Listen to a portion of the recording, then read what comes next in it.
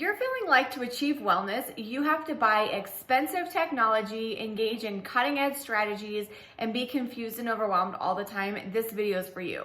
In this video, I'm going to show you how to simplify your wellness so that you're not buying into these expensive marketing techniques and being confused, wondering what you should focus on to reach your goals, be healthier, and feel better. If you have not subscribed yet, hit the subscribe button to be notified anytime I post new content related to women's health, hormones, or holistic health. Okay, so I first want to just preface this video with saying, you guys, there are no magic bullets. I am on the internet too, and every single day I am marketed to for these like specific tech things or strategies or programs or whatever that or supplements that promise you the world, that promise you this is the only thing you got to do, just do this and you'll get the results that you want, whether that is weight loss or hormonal balance, more energy, sleeping better, etc., etc.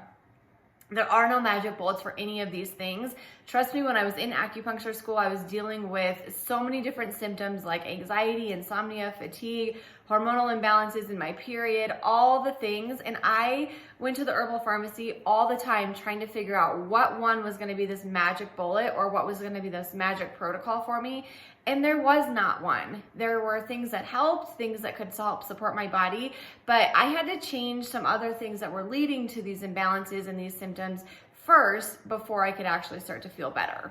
First, I want to tell you, you do not need to be reliant on tech. There's so many different technology devices, and I am not ragging on technology. It's amazing. It has its purpose. It can really, really help us to be aware. So like I wear a Fitbit, but I know that in my life, kind of like what 10,000 steps feels like. I also think, tracking your food for a short amount of time can be really helpful in helping you reach weight loss goals, but also helping you to realize, okay, yes, I am, significantly under eating protein, or I am eating a lot more food than I realize, or I'm under eating.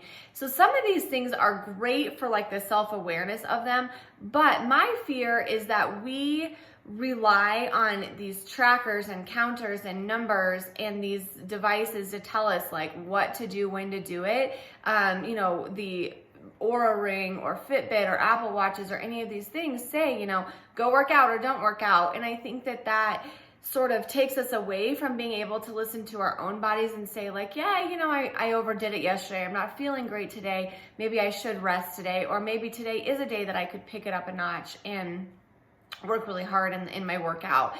So I do think, same thing with MyFitnessPal or calorie tracking or macro tracking. We sort of lose the ability after doing that for so long of realizing like how to self-regulate portions and food and what we're craving, because this app just tells us, oh, you have this amount of calories left today, eat that. Instead of being like, well, am I more hungry than that, less hungry than that, etc.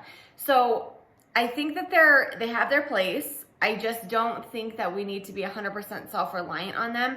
And I think when you're using them, realize sort of like use the self-awareness piece to it and realize, okay, this is what this looks like. Take some mental snapshots of what your goals are and what this looks like so that you can do it without those devices. I also have to say, there's so many other things out there like these specialized testing and blood sugar, continuous glucose monitoring devices.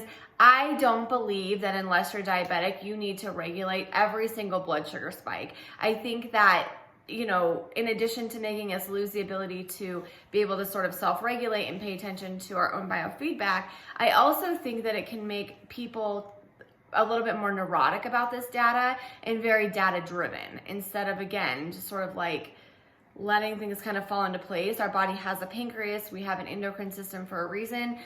Healthy, normal people without that are not diabetic do not need to monitor every single one of those glucose spikes. It's not helpful, and it can really create a lot of just mental load, a lot of neurotic behavior around this, or has the potential to. So again, do the basic things, which we're going to talk about here in a second in this video, and you don't really have to worry about it. I talk a lot about blood sugar. It is important. We do want to definitely pay attention to it. But like I said, monitoring every single glucose spike is not always the most beneficial thing. Okay, so what are the big dial movers and what should we be focusing on? I mentioned, supplements and technology and these specialized tests to give us like these this magic bullet of a protocol. Like, none of that stuff is truly, in my opinion, going to be the magic bullet. What is going to be the magic bullet for you is consistency, having habits that are going to help your body in the future. So number one, moving your body in the right amount. A lot of us benefit from strength training. If you can get 2 to 4 strength training workouts a week, they don't need to be long. They don't need to be crazy. You don't even have to go to the gym. I actually don't go to a gym. I work out in my living room 3 or 4 times a week, and for 30 to 35 minutes. So if you can just get some resistance training going, that does so many beneficial things for us, including increases our insulin sensitivity, which is, again, back to that blood sugar conversation. The more muscle mass we have, we will be more sensitive to insulin, and activity in itself is helpful for our blood sugar. Strength training also will help you to produce human growth hormone, which is anti-aging. A lot of us lose, or all of us actually lose, human growth hormone as we age. And so by strength training those heavy, big muscle groups like your quads and back, shoulders, chest, glutes, those big muscle groups, you actually produce more human growth hormone that way, and you also produce more testosterone. I can't tell you how many women that come to me that I treat that have low levels of testosterone on their blood tests. A lot of it comes from burnout, but also strength training can help increase testosterone levels for women as well. It also helps produce or reduce osteoporosis and osteopenia as we age, which is bone loss. So lots and lots of great benefits.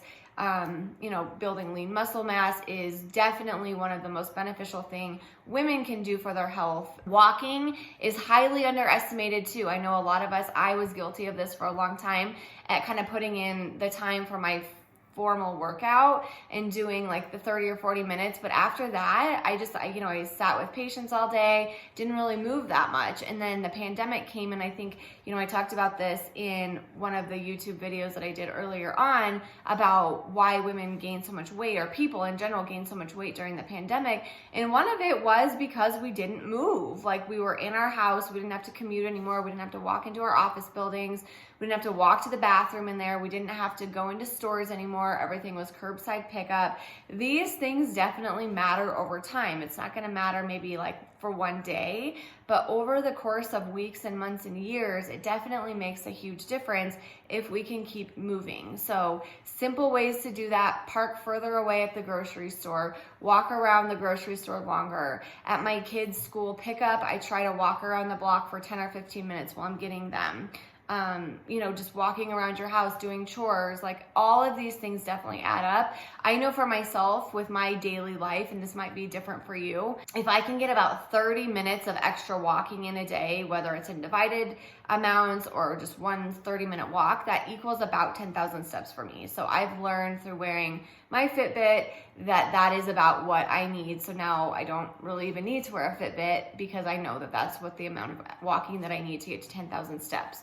If you're not at anywhere close to 10,000 steps, you probably don't need to jump right up there today. You probably just need to increase it incrementally, maybe a couple thousand steps instead of 5,000 or 6,000 steps. So just make sure that you are walking, moving, strength training, getting resistance training in. Those are all super, super beneficial for hormonal health, metabolic health, bone health, heart health, just literally everything. 2, the second thing that you guys should focus on is making sure that at as many plates as possible, or many meals as possible, you're getting a protein, a fat, and a fiber. This is going to help keep you full, satiated, blood sugar balanced. It's the most beneficial, balanced way to eat. And so it can look like 100 different things. It doesn't matter, but make sure that you're getting those 3 components in on as many meals as possible: protein, fat, fiber. The third thing I want you to prioritize in your life is sleeping.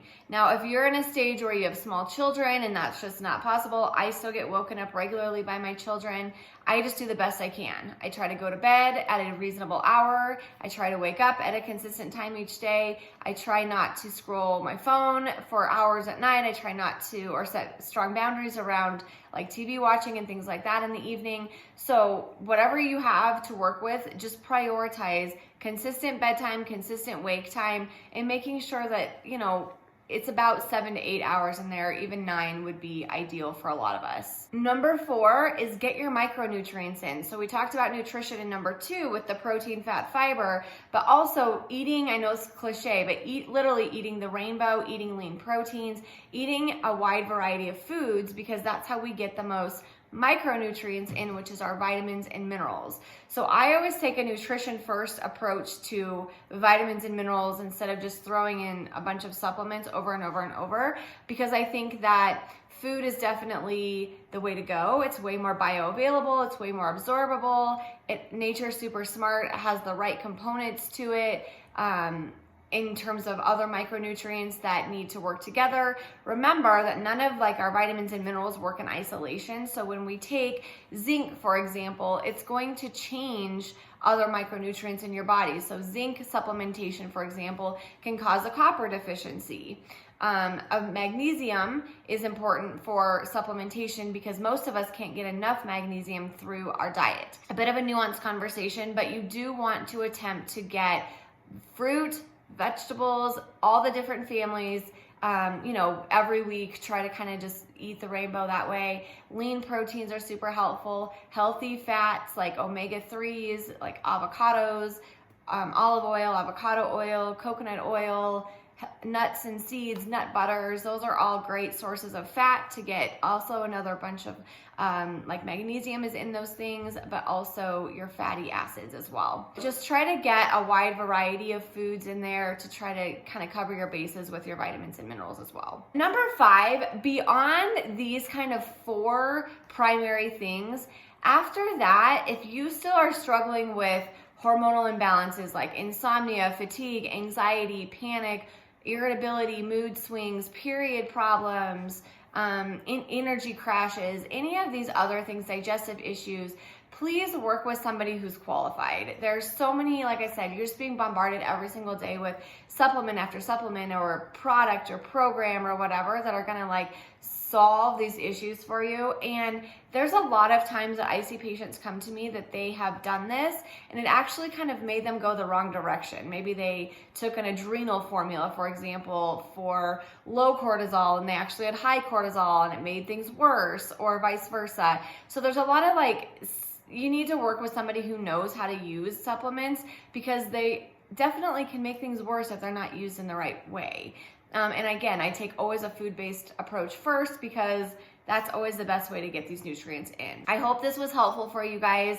I know that these things are not super marketable. They're not super sexy and fun like some of these other, just buy this supplement, it's gonna be magic, or intermittent fast, it's gonna be magic, which I have a video about intermittent fasting. I promise you, the longevity of these 4 things are going to serve you so much better in your life than kind of getting on a supplement, getting off a supplement, starting a new diet, getting off a new diet, starting a new, program, stopping a new program. These yo-yo approaches are just not ideal. And they're not going to get you very far. They might get you a few steps forward, but unless we're kind of addressing A, the foundations, and B, the roots of what's going on with you, you're going to kind of continue to run on this hamster wheel or this cycle. So I offer free 15-minute consults. I also have 2 digital courses all about these things, so you can learn how to do this for yourself. One of them is called The Period Solution, and the other one is called Heal Your Hormones Masterclass.